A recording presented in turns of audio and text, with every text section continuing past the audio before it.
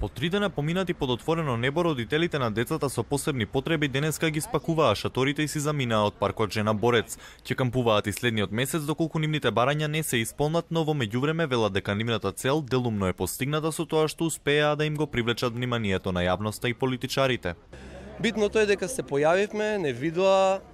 Добро е тоа што и вие медиумите не приметивте, дојдовте, благодариме за тоа што покажувате, зашто се бориме. Така да се надеваме дека надлежните ќе почнат малку повеќе да размислуваат за тоа што се случува, и се надеваме дека ќе биде.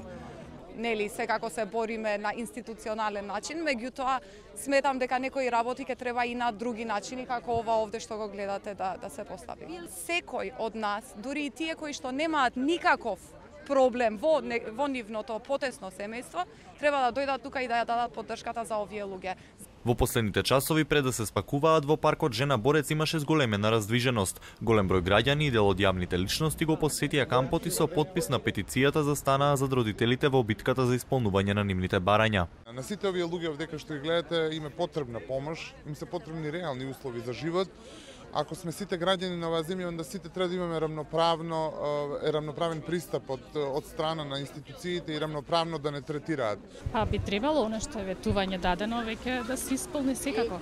Во изминатите 2 дена родителите се сретнаа со министерот за труд и социјала Ибрахим Ибрахими, како и со пратениците од ВМРО ДПМН и од СДСМ.